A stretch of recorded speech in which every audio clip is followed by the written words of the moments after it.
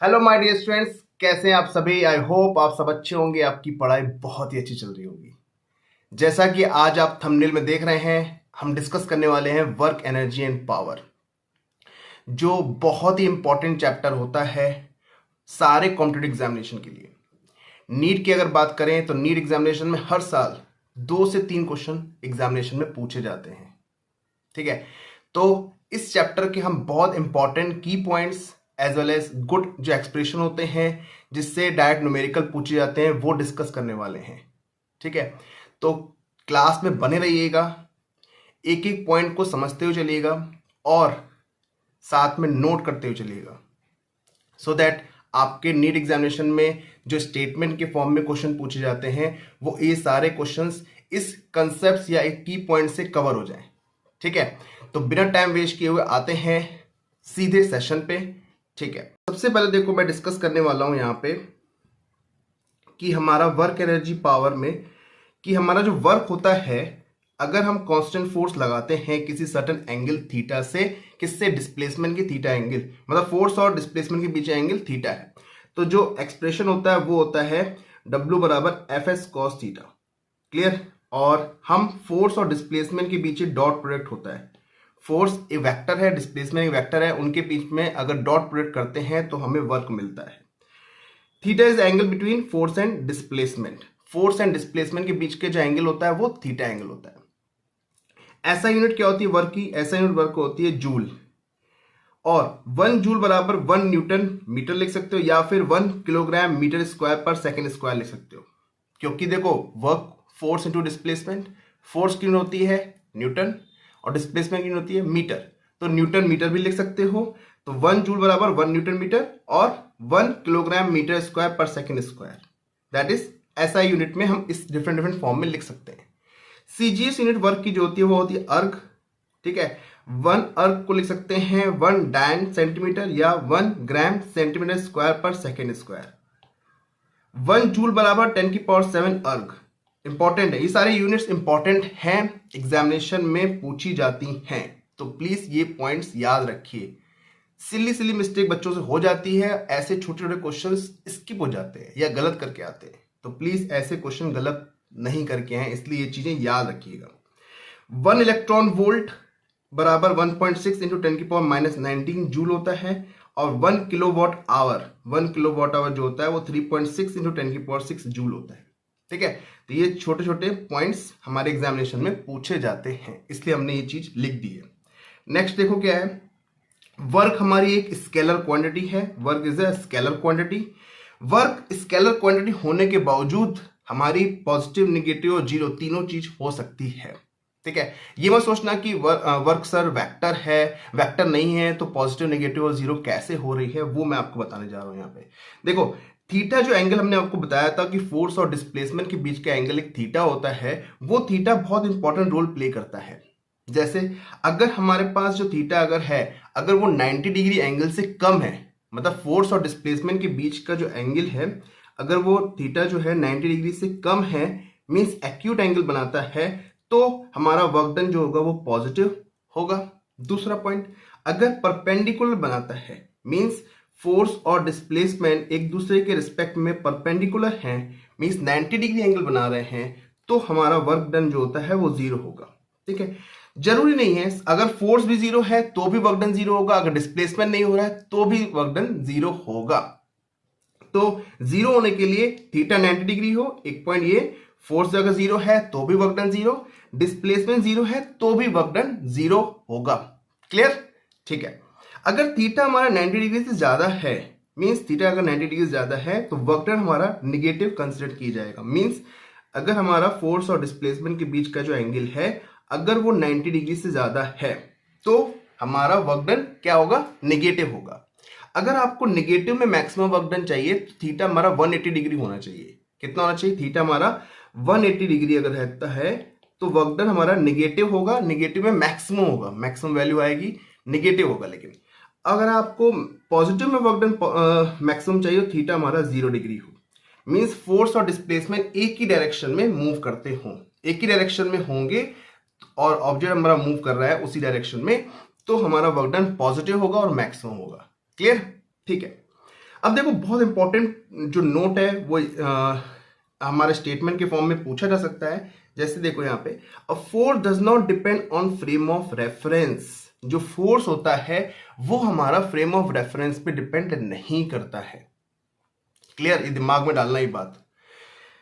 Assume अगर हम same force same value अगर हमारी आती है, सारे फ्रेम ऑफ रेफरेंस में सेम ही वैल्यू फोर्स की आएगी। क्लियर। डिस्प्लेसमेंट जबकि हमारा जो है वो फ्रेम ऑफ रेफरेंस पे डिपेंड करता है कि अगर आप यहां बैठे हैं, ट्रेन में कोई और बंदा बैठा है, अगर वो ट्रेन के अंदर जो बैठा हुआ है और उसके रिस्पेक्ट में कोई ऑब्जेक्ट अगर रखा हुआ है ट्रेन के अंदर, तो वो किस हिसाब से डिस्प्लेस कर रहा है, ट्रेन के जो अंदर बैठा हुआ उसके लिए अलग होगा डिस्प्लेसमेंट, और जो ट्रेन के बाहर बैठा है उसके लिए डिस्प्लेसमेंट अलग होगा। ठीक है, तो डिस्प्लेसमेंट हमारा फ्रेम ऑफ रेफरेंस पे डिपेंड करेगा, लेकिन फोर्स फ्रेम ऑफ रेफरेंस पे डिपेंड नहीं करेगा। Is it clear? ये चीज याद रखना, ये की पॉइंट्स हैं। ठीक है, अब जिसकी वजह से हम कह सकते हैं जो वर्क है उस फोर्स का वो डिपेंड करता है फ्रेम ऑफ रेफरेंस पे। एक चीज याद रखना, अगर एक पर्टिकुलर फोर्स की बात करें, अगर नेट फोर्स की बात करेंगे, तो नेट फोर्स की वजह से जो वर्क डन आएगा वो हमारा फ्रेम ऑफ रेफरेंस पे डिपेंड नहीं करेगा। लेकिन उस पे अगर एक सिंगल फोर्स की बात करें, जैसे एक्शन फोर्स की बात कर रहे हैं, उस एक्शन फोर्स की वजह से जो वर्क डन लग रहा है वो फ्रेम ऑफ रेफरेंस पे डिपेंड करेगा। ठीक है, अगर हम एक्शन और रिएक्शन दोनों मिला के जो नेट फोर्स मतलब जो लगेगा वो जीरो हो जाएगा। अगर हमारे मल्टीपल फोर्सेस लगते हैं एक ऑब्जेक्ट में, ठीक है, अगर हम नेट फोर्स की बात करते हैं तो नेट फोर्स जो होता है वो उसकी वजह से जो वर्क डन होगा वो फ्रेम ऑफ रेफरेंस पे डिपेंड नहीं करेगा। ठीक है, लेकिन अगर एक सिंगल फोर्स की बात करेंगे और उसके फोर्स के वर्क डन की बात करेंगे, उस फोर्स के जो वर्क डन आएगा वो फ्रेम ऑफ रेफरेंस पे डिपेंड करेगा। क्लियर?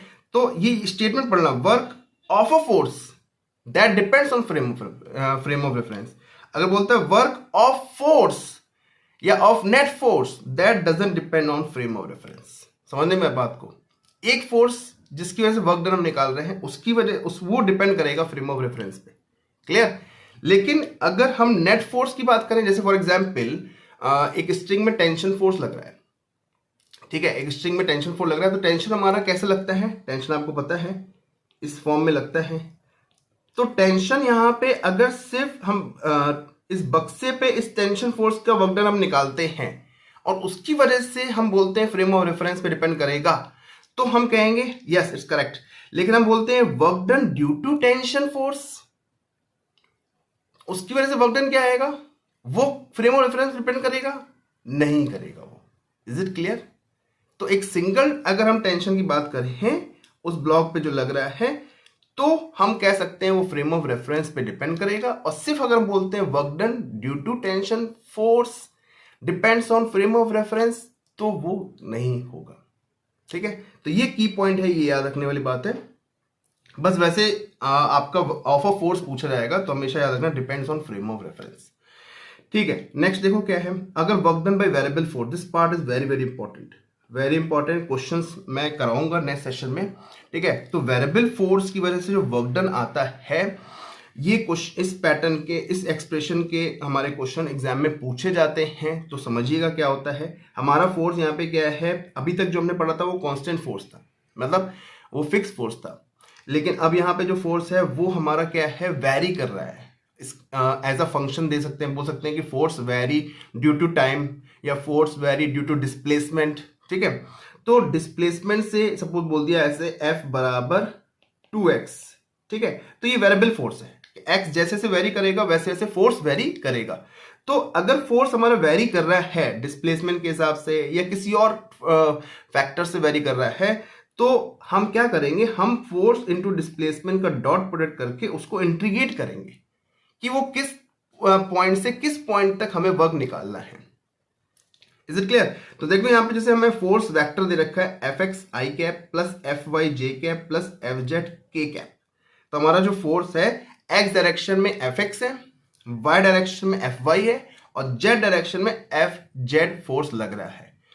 अब डिस्प्लेसमेंट अगर हम मान के चलते हैं कि छोटा सा डिस्प्लेसमेंट जो है वो dx है x डायरेक्शन में, dy है y डायरेक्शन में एंड dz है k डायरेक्शन में। क्लियर? या z डायरेक्शन में। अब इन दोनों का डॉट प्रोडक्ट करोगे तो फिर उसके बाद आप इस तरीके से लिख सकते हैं F X into D X, F Y into D Y and F Z into D Z. अब आपको लिमिट दी जाएगी कि इस पॉइंट से इस पॉइंट, फॉर एग्जाम्पल आपको कोऑर्डिनेट्स दी जाएंगे 0,1,2 से लेकर 1,3,4 तक। तो इसका मतलब ये आपको x1 दे रखा है, ये हमारा x2 हो गया, ये हमारा y1 दे रखा है, ये y2 हो गया, और y3 दे रखा है, ये y4 हो गया। सॉरी ये हमारा y1 दे रखा है, ये y2 हो गया। तो x1 x2, x1 आप 0 हो गया, x2 क्या हो गया 1, y1 क्या हो गया 1, y2 क्या हो गया 3, और z1 हो गया 2 और z2 हो गया 4। ठीक है, तो इस पॉइंट से इस पॉइंट पे अगर आपको इंटीग्रेट करना है, अगर वर्क डन निकालना है, तो you have to go in through this expression. इस एक्सप्रेशन से आप वर्क डन निकाल सकते हैं अगर वेरिएबल फोर्स है तो। कभी कभी क्वेश्चन हमारा एरिया अंडर द कर्व से भी निकाल सकते हैं। अगर हमारा देखो y एक्सिस में फोर्स दे रखा है और x एक्सिस में डिस्प्लेसमेंट दे रखा है, दिमाग में रखना यह बात कि इसका जो एरिया अंडर द कर्व आएगा, वो हमारा वर्क डन को रिप्रेजेंट करेगा। तो हमारा क्वेश्चन में अगर फोर्स और डिस्प्लेसमेंट के बीच में ग्राफ दे रखा है और आपसे पूछ रहा है find the work done for x1 to x2, देखो x1 से लेकर x2 तक हमें वर्क डन निकालना है, तो हम उस ग्राफ का एरिया अंडर द कर्व निकाल लेंगे और उससे हमारा वर्क डन आ जाएगा। ठीक है, तो आई होप ये पार्ट आपको क्लियर हो गया। ये बहुत इंपॉर्टेंट पार्ट है, work done by variable force, यहां से क्वेश्चन एग्जाम में पूछा जाता है। ठीक है, ओके, अब देखो नेक्स्ट क्या है। अब देखो कुछ इंपॉर्टेंट नोट्स हैं। क्या नोट्स हैं? अगर हमारे सेवरल फोर्सेस लगते हैं, किसी एक ऑब्जेक्ट पे सेवरल फोर्सेस लग रहे हैं, सपोज करो एक हमारा ऑब्जेक्ट है, इस पे ये फोर्स लग रहा है, लेट दिस फोर्स F1, ये फोर्स लग रहा है F2, ये फोर्स लग रहा है F3। ठीक है, तो आपसे एग्जाम में क्वेश्चन जो पूछा जाएगा वो पूछा जाएगा एक पर्टिकुलर फोर्स का एक टाइम पे पूछा जाएगा। फॉर एग्जाम्पल आपसे पूछा गया work done by a force, जैसे हमने पूछ लिया find the work done due to force F1, तो आप उसमें सिर्फ F1 फोर्स की वजह से वर्क डन निकालेंगे, क्योंकि F2 और F3 से नहीं निकालेंगे। अगर F1 पूछ रहा है तो F1 की वजह से निकालेंगे। तो for a particular displacement is independent of other forces, तो हम F3 और F2 को भूल जाएंगे, उस समय सिर्फ फोकस करेंगे किस पे F1 पे, क्योंकि वो पूछ रहा है work done due to F1। Is it clear? Yes. अगर आपसे F2 की वजह से पूछ रहा है तो आप सिर्फ F2 पे फोकस करेंगे कि F2 जो है वो कितना वर्क डन कर रहा है उस पर्टिकुलर ऑब्जेक्ट पे। अगर F3 की वजह से पूछ रहा है तो F3 पे फोकस करेंगे। आप नेट नहीं निकालेंगे F1 का, F2 का, F3 का, तीनों का मिला के नहीं निकालना। अगर जिस फोर्स की बात कर रहा है उस फोर्स का आपको वर्क डन निकालना है। ठीक है, फॉर एग्जाम्पल अगर मैं कहता हूं कि ये ऑब्जेक्ट है, ये रखा हुआ है, ठीक है, मैं इसको फोर्स लगा के ऊपर ले जा रहा हूं, लेकिन इस पे नीचे वेट भी लग रहा होगा mg। ठीक है, अगर मैं इस क्वेश्चन में बोलता हूं find the work done due to gravity, तो ग्रेविटी में रोल किसका है? mg का। ठीक है, अगर मैं बोलता हूं find the work done due to me, तो मैं यहां पे F फोर्स जो होगा उसकी वजह से वर्क डन कैलकुलेट करेंगे।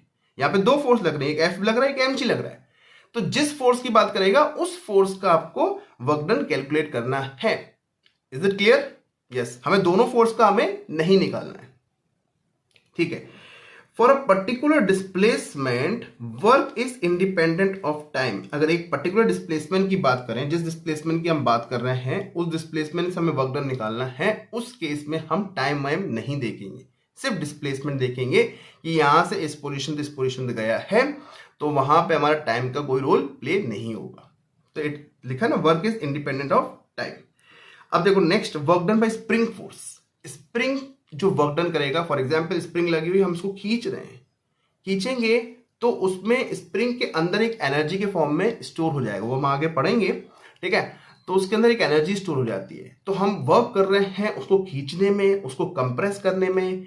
ठीक है, तो जो वर्क डन का जो एक्सप्रेशन आएगा वो एक्सप्रेशन हमारा ये आएगा हाफ के X I. X I means initial elongation, X F means final elongation, कितना हमने फाइनल एलोंगेट किया, उसको खींचा, या फिर X I means initial compression या फिर फाइनल कंप्रेशन। ठीक है, तो हाफ के X I square minus X F square, ये एक्सप्रेशन आपके लिए इंपॉर्टेंट है, क्वेश्चन पूछे जाते हैं, मैं क्वेश्चंस करवाऊंगा, डोंट वरी, इंपॉर्टेंट पार्ट है ये। ठीक है, यहां तक समझ में आ गया सारा? ठीक है, अब आते हैं देखो next, work done in pulling the chain. Question यहां से पूछे जाते हैं। ठीक है, जैसे चेन को क्या किया, आधा कुछ पार्ट चेन का टेबल पे रख दिया और कुछ पार्ट उसका हैंग कर रहा है, उसके एड्ज से हैंग कर रहा है। देखो यहाँ पे इसके एड्ज पे ये पार्ट हैंग कर रहा है और ये पार्ट हमारा टेबल के ऊपर रखा हुआ है। तो आपसे पूछा जा सकता है कि जो हैंगिंग पार्ट है उसको ऊपर तक लाने में कितना वर्क डन हमें करना पड़ेगा, और हमारी सरफेस क्या है, वो स्मूथ है, कोई फ्रिक्शन वगैरह नहीं है। तो टोटल हम मास मान के चल रहे हैं इस चेन का, कितना है, m है, m is the total mass of the chain, और टोटल लेंथ कितनी है, l है। ठीक है, तो सबसे पहले हम क्या करेंगे, जो हैंगिंग पार्ट है, जो लटका हुआ पार्ट है चेन का, उसका मास कैलकुलेट करेंगे। वो कैसे करेंगे, देखो टोटल मास हमारा m है, और अगर हम बात करें total mass per unit length, means एक यूनिट लेंथ जो है, यूनिट लेंथ का कितना मास होगा वो हम निकालते हैं m/l से। क्लियर, याद रखना ये कंसेप्ट है, m/l से निकाल, ये होगा एक यूनिट लेंथ चेन का, उसका मास हो जाएगा m/l, और l लेंथ का कितना हो जाएगा, उससे मल्टीप्लाई कर दो, m/l इंटू l। इससे ये आपका मास आ गया किसका, इस जो हैंगिंग पार्ट है, इसको हमने कंसिडर किया स्मॉल m से। कैसे कंसिडर किया, स्मॉल m से। अब जो हैंगिंग पार्ट है, ठीक है, उस हैंगिंग पार्ट पे वेट लगेगा नीचे, ठीक है, वो कितना होगा, mg। ठीक है, तो ये एक्सप्रेशन होता है, ये याद रखना, आगे हम सेंटर ऑफ मास एक चैप्टर पढ़ने वाले हैं। तो जितने भी यूनिफॉर्म चीजें होती हैं लाइक चेन, रॉड, तो उसका हमेशा सेंटर ऑफ मास जो होता है वो उसके सेंटर पे लाई करता है। तो यहाँ पे जो हैंगिंग पोर्शन है उसका जो सेंटर होगा वो इधर होगा, दैट इज l/2 लेंथ पे, स्मॉल l/2 लेंथ पे होगा। तो हमने क्या लिखा, mg स्मॉल l/2, ये हमारा वर्क डन होगा उस हैंगिंग पार्ट के चेन को ऊपर तक लाने के लिए। कितना, mg l/2। l is the, l क्या है, जो हमारा चेन का हैंगिंग पोर्शन है, ये हमारा l है। तो इस पे जो वेट लग रहा होगा, कहां पे लग रहा होगा, इसके सेंटर पे लग रहा होगा, हैंगिंग पार्ट के सेंटर पे। तो सेंटर मतलब कितना होगा, l/2 लेंथ पे होगा, यहां पे होगा l/2 लेंथ पे। तो उस पे लग रहा होगा mg और l/2 लेंथ, तो फोर्स इनटू डिस्प्लेसमेंट। ठीक है, mg इज द, जो m is the mass of this hanging part, ये कितना है, स्मॉल m, जो हमने माना है m/l into small l। Clear, is it clear, yes. तो इतना हमारा वर्क डन करना पड़ेगा उस चेन को ऊपर तक लाने के लिए। ठीक है, ये हमारा इस पार्ट का क्वेश्चन पूछा जाता है, डायरेक्ट आप यूज कर सकते हैं mgl/2, क्यों, क्योंकि यूनिफॉर्म चेन है। ठीक है, नेक्स्ट देखो क्या है, work done by conservative and non conservative force. समझना, यहां से भी क्वेश्चन एग्जाम में पूछा जाता है। ठीक है, यहां और एक दो की पॉइंट्स, यहाँ पे 2-3 की पॉइंट्स है, वो बहुत इंपॉर्टेंट है, बच्चे स्किप कर जाते हैं, भूल जाते हैं, पर ये बहुत इंपॉर्टेंट पार्ट है। देखो कंजर्वेटिव नॉन कंजर्वेटिव फोर्स क्या होते हैं, सबसे पहले याद रखना, कंजर्वेटिव फोर्स वो होते हैं जो हमारे पाथ पे डिपेंड नहीं करते हैं। जैसे हमने यहाँ पे देखा कि 2 पॉइंट्स हमने लिए, ए और बी। अब ए और बी आप किसी भी पाथ से जाओ, चाहे आप 1 पाथ से जाओ, चाहे 2 पाथ से जाओ, चाहे आप 3 पाथ से जाओ, तीनों पाथ के लिए हमारा जो वर्क डन होगा वो क्या होगा, सेम होगा। तो इसका मतलब इस पे जो फोर्स लग रहा होगा वो होगा कंजर्वेटिव फोर्स। कंजर्वेटिव फोर्स की वजह से इन तीनों में वर्क डन क्या है, सेम है। लेकिन अगर नॉन कंजर्वेटिव फोर्स है, लाइक विस्कस फोर्स, ठीक है, कोई हवा में जो एयर रेजिस्टेंस फोर्स है, अगर ये सब फोर्स हैं वो पाथ पे डिपेंड करते हैं। ठीक है, तो किस पाथ से आप निकल रहे हो, तो work done does not depend on path followed, जो पाथ आप फॉलो कर रहे हो तो वो हमारा कंजर्वेटिव फोर्स की वजह से वर्क डन कंसिडर किया जाएगा, जो पाथ पे डिपेंड नहीं करते हैं। कैसे भी पाथ से जाओ, लेकिन इनिशियल और फाइनल पॉइंट हमारा सेम है, तो किसी भी पाथ से जाओ आपका वर्क डन हमेशा सेम आएगा। याद रखना ये बात। अगर हमारा पाथ अलग अलग है, ठीक है, और फोर्स हमारा नॉन कंजर्वेटिव है, लाइक विस्कस फोर्स, ठीक है, तो हम कह सकते हैं उनकी वजह से वर्क डन आएगा, वो तीनों पाथ के लिए अलग अलग आएगा। क्या आएगा, अलग अलग आएगा, यहां पे देख सकते हो आप।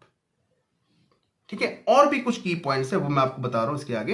ये याद रखना कि जो फोर्स पाथ पे डिपेंड करता है वो हमारा फोर्स होता है नॉन कंजर्वेटिव, जो पाथ पे डिपेंड नहीं करता है वो हमारा होता है कंजर्वेटिव। जो पाथ पे डिपेंड नहीं करे वो कंजर्वेटिव, जो पाथ पे डिपेंड करे वो नॉन कंजर्वेटिव। उसकी वजह से वर्क डन जो होगा वो इक्वल आएगा किसी भी पाथ के लिए, सिर्फ इनिशियल और फाइनल पॉइंट सेम होना चाहिए। ठीक है, ठीक है। नेक्स्ट देखो क्या है। अब देखो सेंट्रल फोर्स, यहां से आई थिंक लास्ट 2 इयर्स पहले एक क्वेश्चन पूछा गया था, बहुत इंपॉर्टेंट क्वेश्चन था, वो समझना क्या होता है पहले। सेंट्रल फोर्स की कुछ की पॉइंट्स हैं वो आपके माइंड में होने चाहिए। देखो, a force whose line of action always passes through a fixed point, जिसको हम सेंटर कहते हैं, सेंटर ऑफ फोर्स कहते हैं, whose magnitude depends only on the distance from this point, इस पॉइंट से आप उसका जो फोर्स का जो मैग्नीट्यूड होगा वो उस पॉइंट से जो दूरी होगी उस पर डिपेंड करेगा। ठीक है, जैसे आपने क्लास 9th में ग्रेविटेशन चैप्टर पढ़ा होगा, तो 2 मासेस जैसे होते हैं, ठीक है, तो एक मास जब दूसरे मास पे अट्रैक्टिव फोर्स लगाता है, ठीक है, तो वो फोर्स हमारा सेंट्रल फोर्स कहलाता है, क्योंकि उनके बीच की जो दूरी होती है वो दूरी अगर हम चेंज करें तो जिसकी वजह से जो हमारा ग्रेविटेशन फोर्स है वो वेरी करता रहेगा। तो gravitation for example of central force.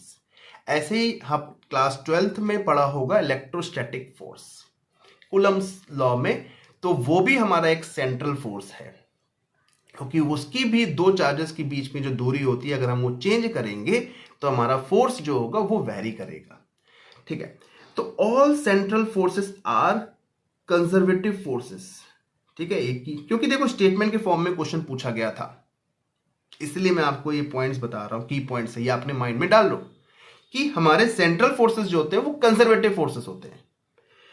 All forces following inverse square law, central forces जो होते हैं वो इनवर्स स्क्वायर लॉ को फॉलो करते हैं, मींस 1/r² को फॉलो करते हैं।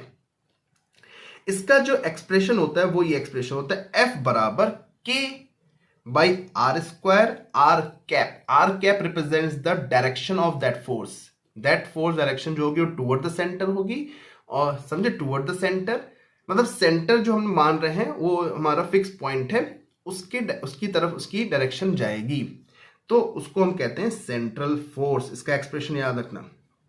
अब देखो, जैसे मैंने एग्जांपल लिया है कि एक सैटेलाइट है, वो अर्थ के चारों तरफ गोल गोल घूम रही है, तो इस सैटेलाइट पे जो ग्रेविटेशनल फोर्स लग रहा होगा बिकॉज ऑफ अर्थ, वो ये लग रहा होगा, F बराबर G m1 upon r²।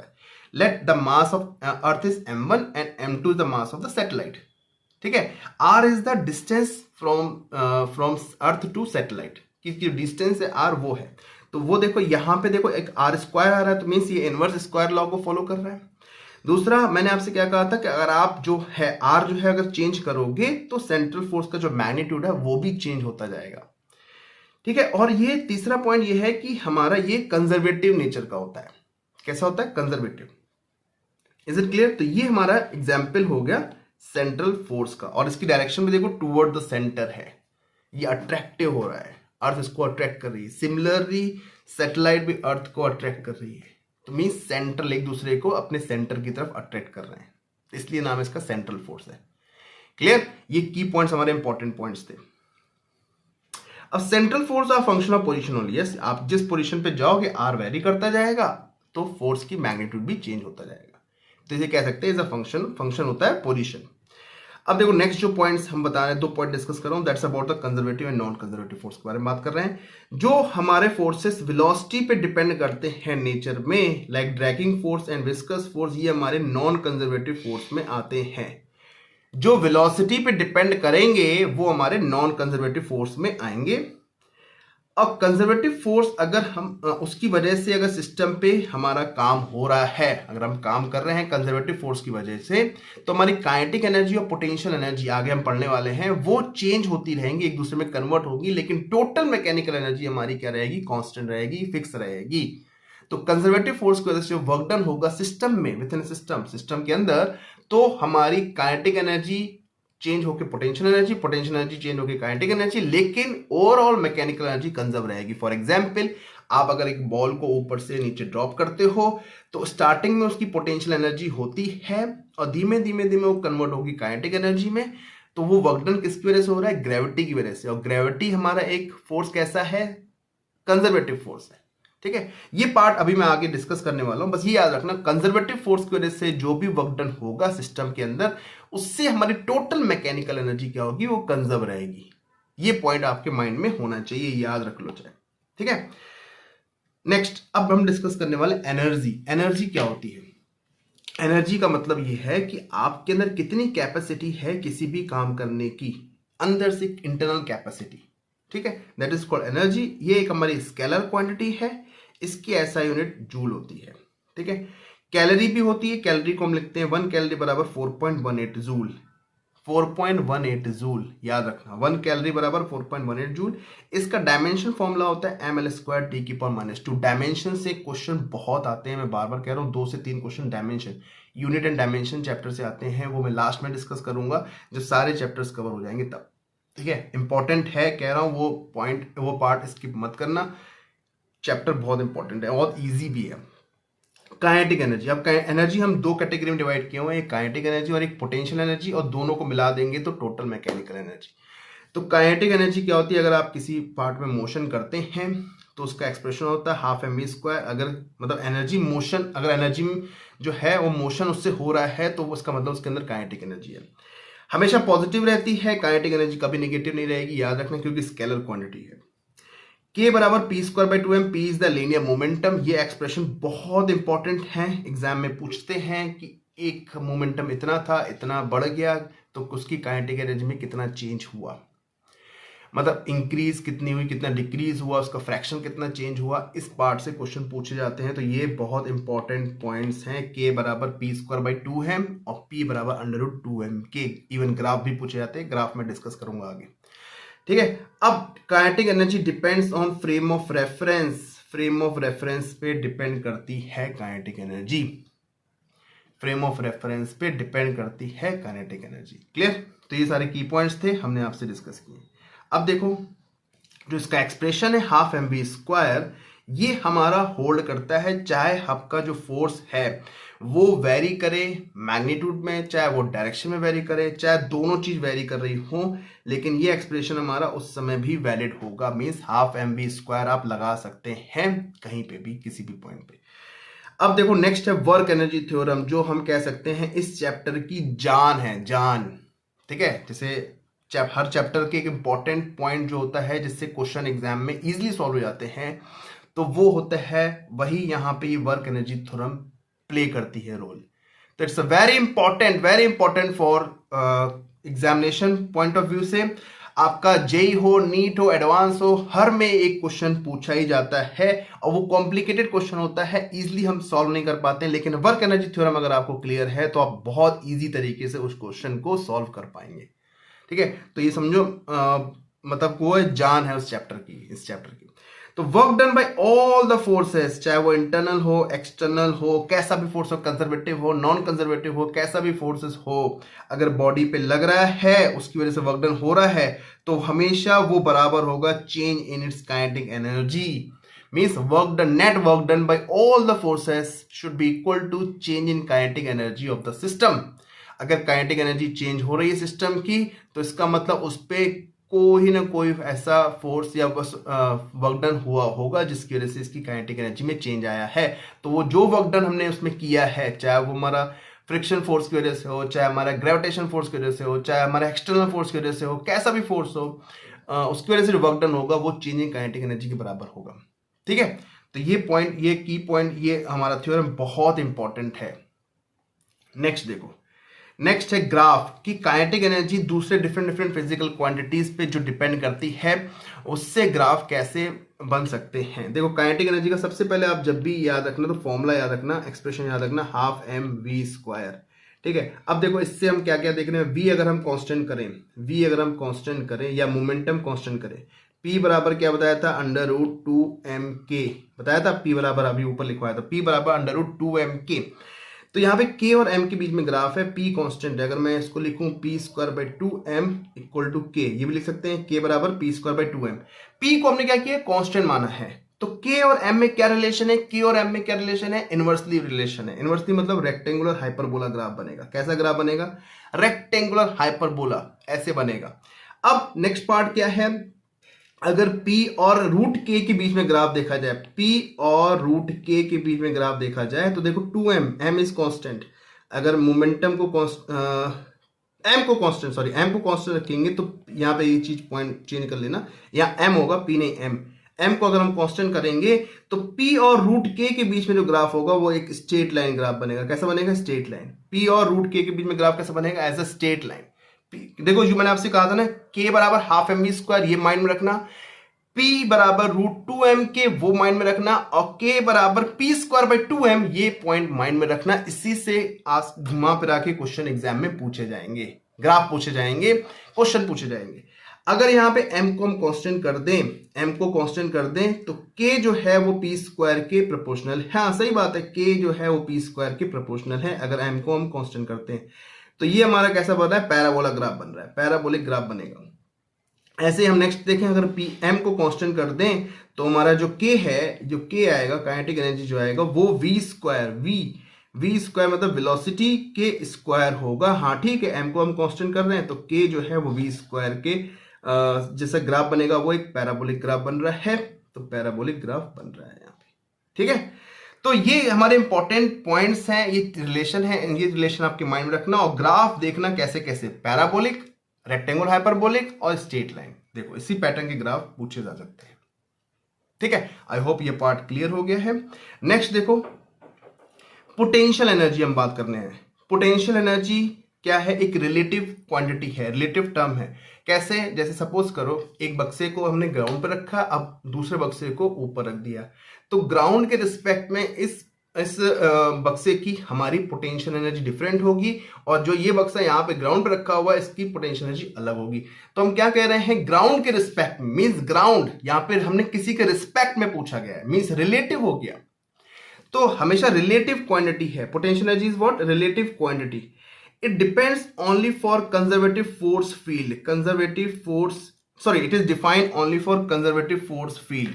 Means conservative मतलब जैसे इलेक्ट्रिक फील्ड हो गई, ग्रेविटेशनल फील्ड हो गई, ठीक है, स्प्रिंग की वजह से जो फोर्स लगता है वो स्प्रिंग फोर्स की वजह से जो फील्ड हो गई, तो इन्हीं में ही हमारी जो पोटेंशियल एनर्जी की जो डेफिनेशन है डिफाइन होती है, ठीक है।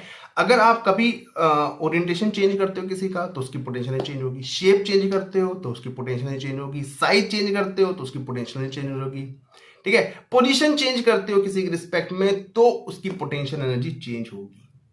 तो potential energy depends on shape, size, orientation and position, ठीक।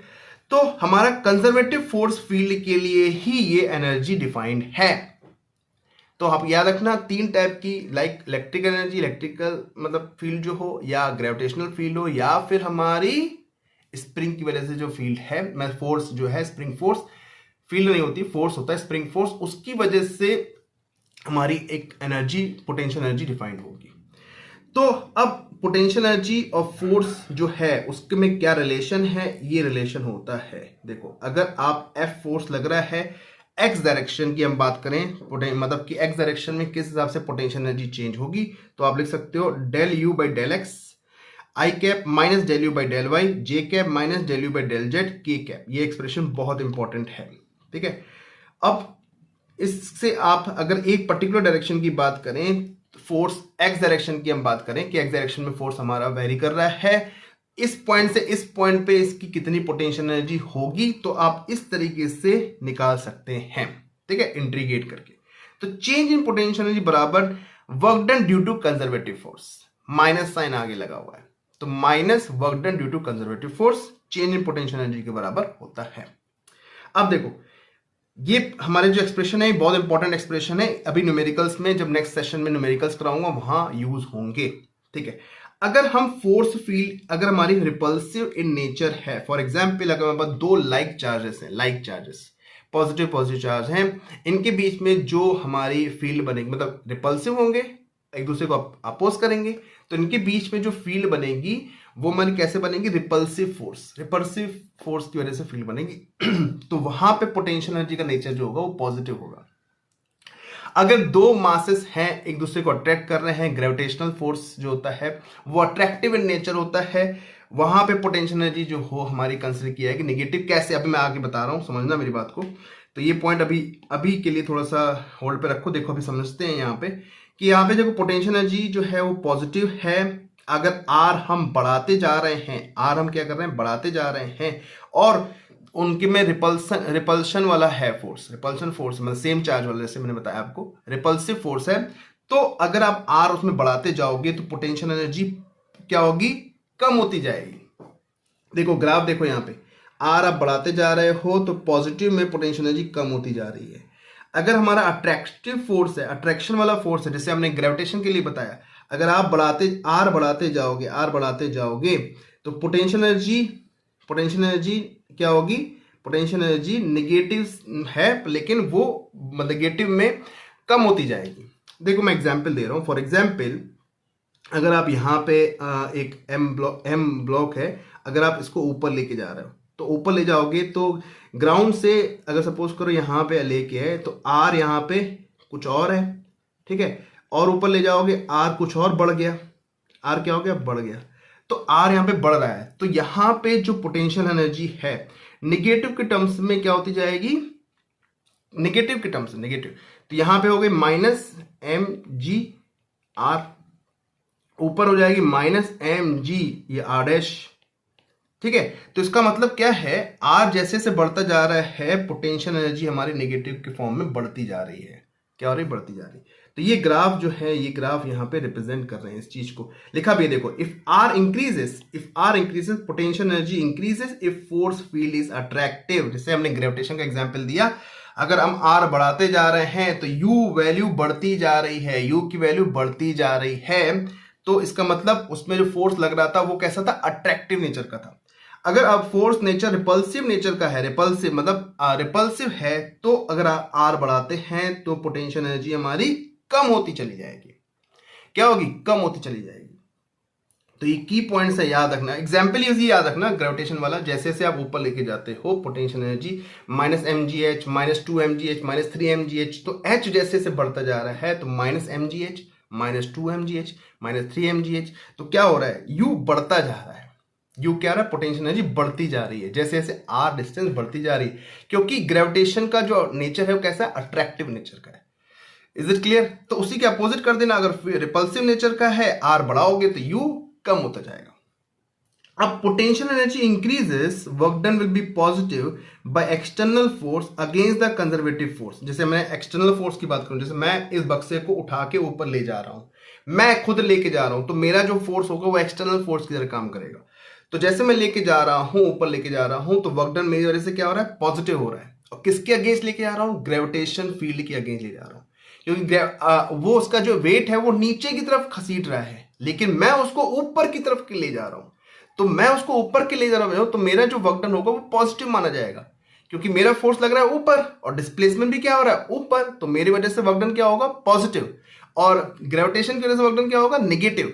तो उसमें पोटेंशियल एनर्जी हमारी क्या होती जाएगी, इंक्रीज होती जाएगी ऑफ कोर्स। जैसे मैंने अभी यहाँ पे एग्जांपल दिया कि एम ब्लॉक को यहां से आर डिस्टेंस पे ले जाओ, फिर आर डैश डिस्टेंस पे ले जाओ, R dash is more than R, तो उसकी पोटेंशियल एनर्जी बढ़ गई, क्योंकि हम ग्रेविटेशनल फील्ड के अगेंस्ट लेके जा रहे हैं। क्लियर? ये याद रखना। और ग्रेविटेशनल फील्ड हमारी जो है कंजर्वेटिव होती है। कैसी होती है, कंजर्वेटिव। अगर हमारा कंजर्वेटिव की वजह से फोर्स निकाला जाए, जैसे अगर हम वाले mg की वजह से जो फोर्स लग रहा है उसमें हमारा वर्क डन पॉजिटिव होता है, तो पोटेंशियल एनर्जी कम होती जाती है, सिंपल। अगर आप यहां से बक्से को नीचे ले जाओगे तो पोटेंशियल एनर्जी कम हो जाएगी उसकी। अब यहां पे वर्क डन ग्रेविटी की वजह से क्या होगा, पॉजिटिव, क्योंकि ग्रेविटी नीचे लग रही है और उसका डिस्प्लेसमेंट भी नीचे हो रहा है, तो वर्क डन क्या हो गया, पॉजिटिव ग्रेविटी की वजह से। तो यही लिखा है, कंजर्वेटिव की वजह से, अगर फोर्स की वजह से जो वर्क डन अगर पॉजिटिव है तो उसकी पोटेंशियल एनर्जी कम होती जाएगी, और मेरी वजह से जो वर्क डन हमने किया ऊपर ले जाने में, तो मेरा वर्क डन पॉजिटिव है तो उसकी पोटेंशियल एनर्जी बढ़ती जाएगी। ये दो की पॉइंट्स आपके माइंड में याद होने चाहिए। देखो चारों की पॉइंट बहुत इंपॉर्टेंट है, नोट कर लो, दोबारा पढ़ लो। अगर नहीं समझ में आता है तो आप कमेंट में जरूर पूछिएगा, आप कमेंट करोगे तभी ही मैं बताऊंगा कि क्या डाउट्स आपके राइज हो रहा है, ठीक है। व्हाट्सएप चैनल भी बना दिया है मैंने, टेलीग्राम चैनल बना दिया है, तो प्लीज अगर आप पूछोगे तभी ही आपके क्लियर होंगे concepts. Next, potential energy depends on frame of reference but change in potential energy does not depend. Change in potential energy frame of reference पे डिपेंड नहीं करती है, लेकिन पोटेंशियल एनर्जी डिपेंड करती है। और इट डिपेंड्स ऑन पोजीशन पे depend करती है, पाथ पे डिपेंड नहीं करती है। पाथ पे डिपेंड पोटेंशियल एनर्जी नहीं करती है, पोजीशन पे डिपेंड करती है। मैंने बताया था shape, size, orientation, position in सब पे डिपेंड करती है, लेकिन पाथ पे डिपेंड नहीं करती है।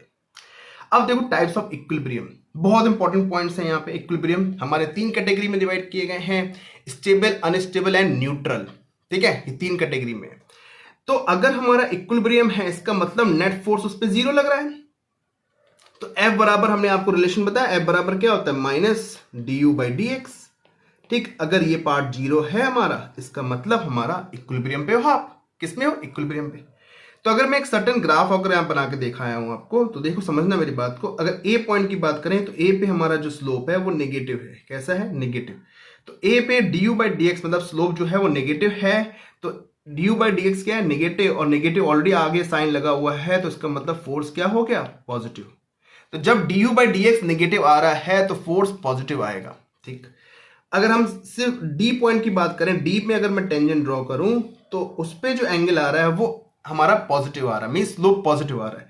तो डी पॉइंट पे हमारा जो स्लोप है du/dx वो क्या आ रहा है, पॉजिटिव। तो फोर्स क्या आएगा, ऑफ कोर्स नेगेटिव आएगा, क्योंकि du/dx अगर पॉजिटिव आ रहा है तो आगे साइन लगा हुआ नेगेटिव का, तो फोर्स क्या आएगा, नेगेटिव। तो फोर्स हमारा सी पॉइंट पे क्या आ रहा है, नेगेटिव। तो बी पॉइंट जो है वो एक स्टेबल इक्विलिब्रियम कंडीशन मानी जाएगी। कौन सी, ये बी पॉइंट। अगर हम ध्यान से ग्राफ की बात करें तो हमारा ग्राफ ऐसे कुछ बना हुआ है, ऐसे करके। ठीक है, तो याद रखना, अगर बॉल को यहां पे छोड़ो, ऊपर रखोगे तो ये पॉइंट हमारा अनस्टेबल कहलाएगा, यहां पे छोड़ोगे तो ये पॉइंट हमारा स्टेबल कहलाएगा, और अगर सीधी लाइन है यहां पे अगर बॉल को छोड़ोगे तो ये न्यूट्रल कहलाएगा। ठीक है, तो अगर टॉप पे छोड़ोगे, ठीक, तो अगर थोड़ा ढकेल दिया तो ये नीचे चला जाएगा, तो वो अनस्टेबल कंडीशन है। और अगर ऐसे कटोरा है, ठीक, तो अगर इसमें बॉल को छोड़ोगे, यहां से छोड़ोगे तो नीचे आ जाएगा, और यहां से छोड़ोगे बॉल को नीचे आ जाएगी।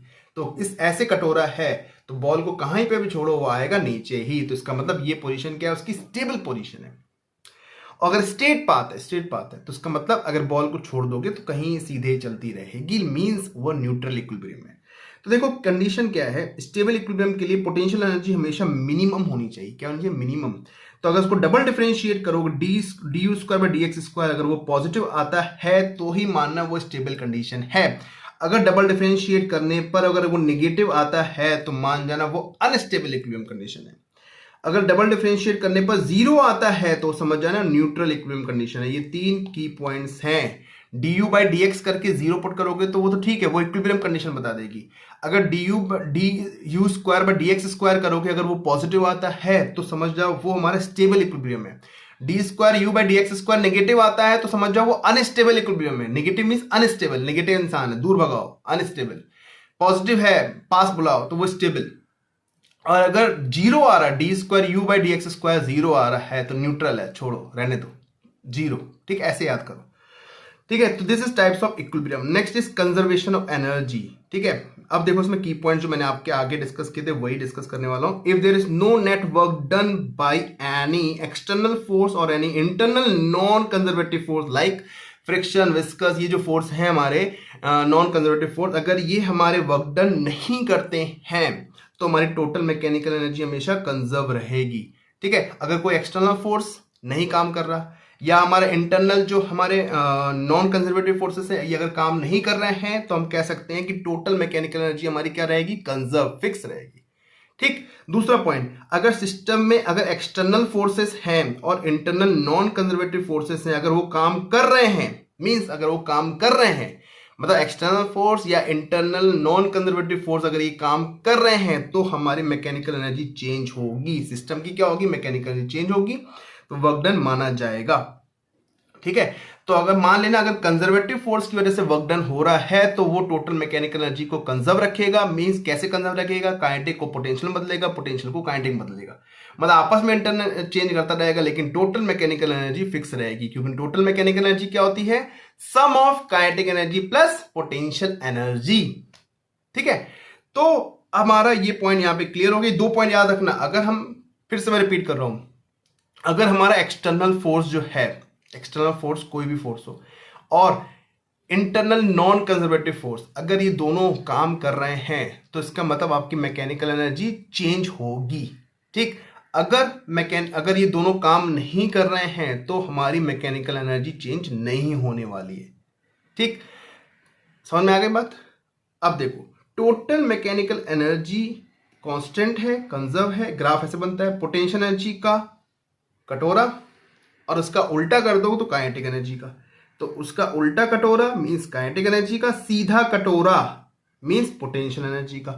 कटोरा तो देखा होगा, सीधा कटोरा अगर है तो ये पोटेंशियल एनर्जी है, इसका उल्टा कर दो, उल्टा कर दो ऐसे, मतलब बना नहीं पा रहा हूं, ऐसे उल्टा कर दो तो ये काइनेटिक एनर्जी का।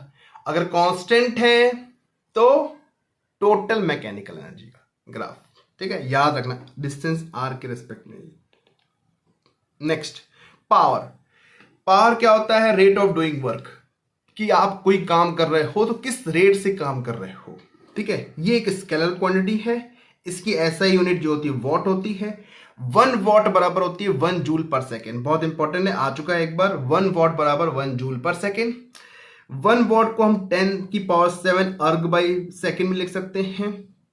एक होता है हॉर्स पावर, 1 हॉर्स पावर बराबर होता है 746 वॉट।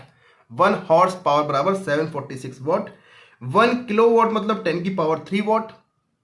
1 मेगा वॉट के मतलब 10 की पावर 6 वॉट, ठीक है। ये क्या होते हैं, छोटे छोटे हैं, इजी हैं, लेकिन बच्चा भूल जाता है, इसलिए मैंने यहां पे लिख रखे हैं कि एग्जाम पॉइंट ऑफ व्यू से ये चीजें भूलो नहीं। वहां पे एग्जाम में पूछी जा सकती हैं, या कोई क्वेश्चन देते हैं उसमें मेगावाट या किलोवाट लिखता है तो बच्चे को याद नहीं आता मेगा मतलब क्या है, किलो का मतलब क्या है, भूल जाता है। तो किलो का मतलब हो गया 10 की पावर 3 वॉट और मेगा मतलब 10 की पावर 6 वॉट। अगर 1 किलो वॉट आवर, इसको यूनिट में बोलते हैं, जैसे हमारा बिजली का बिल आता है यूनिट्स में आता है, वही है 1 यूनिट मतलब 1 किलो वॉट आवर, मतलब 1 किलो वॉट आपने एनर्जी 1 घंटे में कंज्यूम की है, उसी को हम कहते हैं 1 किलो वॉट आवर। इसको मतलब 3.6 इंटू 10 की पावर 6 जूल में कन्वर्ट कर सकते हैं। तो 1 kilo watt hour is the unit of what? Energy. Power की नहीं है, एनर्जी की है। ऐसे मत सोचना कि किलो वॉट लिखा है तो power, it's a unit of energy, क्योंकि जूल में। अब पावर दो कैटेगरी में है, एवरेज पावर और इंस्टेंटेनियस पावर। एवरेज का मतलब किसी एक सर्टेन टाइम, मतलब ओवर पीरियड ऑफ टाइम पे आपसे एवरेज निकाल सकता है। इंस्टेंटेनियस मतलब कि तुरंत किसी इंस्टेंट पे भी आपसे वो पावर निकलवा सकता है। जैसे इंस्टेंटेनियस पावर का फॉर्मूला होता है एफ डॉट वी, बहुत इंपॉर्टेंट फॉर्मूला है, फोर्स वेक्टर और वेलोसिटी वेक्टर का dot product, F dot V. इससे आप इंस्टेंटेनियस पावर निकाल सकते हैं। एवरेज मतलब total work done by total time taken. For example यहाँ पे वर्क और टाइम के बीच में अगर ग्राफ देता है, तो अगर एक ग्राफ दे रखा है तो चेंज इन टाइम बाई, जैसे लिखा है work done by change in time, तो ये आपको देखो रेंज दे रखा है, इस रेंज पे आपको निकालना है पावर, तो आप एवरेज पावर निकालेंगे। अगर इसी पे मैं टेंजेंट ड्रॉ करके स्लोप निकालता हूं, तो जो स्लोप होगा वो उसका इंस्टेंटेनियस पावर होगा। पर ध्यान देना वाई एक्सिस में क्या है और एक्स एक्सिस में क्या है। वाई एक्सिस में क्या है? वर्क है, और एक्स एक्सिस में टाइम है। और अगर आपसे पावर वाई एक्सिस में दे रखा और टाइम एक्स एक्सिस में दे रखा है, तो आपसे वर्क पूछ रहा है, तो एरिया अंडर द कर्व निकालोगे। Area under the curve means आपको इंटीग्रेट करके एरिया अंडर द कर्व निकालना है। या फिर अगर नॉर्मल सा ग्राफ दे रखा है तो आप एरिया आराम से निकाल सकते हो। जैसे ट्रायंगल का दे दिया तो half into base into height, अगर रेक्टेंगल का दे दिया तो लेंथ इंटू विड्थ। तो अगर P और T के बीच में ग्राफ दे रखा है, अगर आपसे एरिया पूछ रहा, मतलब वर्क डन पूछ रहा है किसी भी टाइम इंटरवल के लिए, तो आपको उसमें क्या करना है? एरिया अंडर द कर्व निकालना है, ठीक है। तो ये सारे की पॉइंट्स थे जो कि इंपॉर्टेंट हैं for work energy power chapter में नीट के पॉइंट ऑफ व्यू से। तो आई होप आपको सारे पॉइंट्स क्लियर हो गए होंगे। इसकी पीडीएफ आपको टेलीग्राम चैनल में मिल जाएगी। अगर चैनल में नए हैं तो जरूर सब्सक्राइब करिए, अरे दोस्तों को शेयर करिए। ये हमारी सीरीज चल रही है फॉर नीट एग्जामिनेशन के लिए, ठीक है। ये सारे की चीजें मैं इंपॉर्टेंट लेके आ रहा हूं आप सबके लिए, और अपने डाउट्स जरूर पूछिए व्हाट्सएप चैनल में physics NEET by KL sir, ठीक है। मिलते हैं नेक्स्ट सेशन में, इसके रिलेटेड क्वेश्चंस लेके आऊंगा। Okay, bye bye.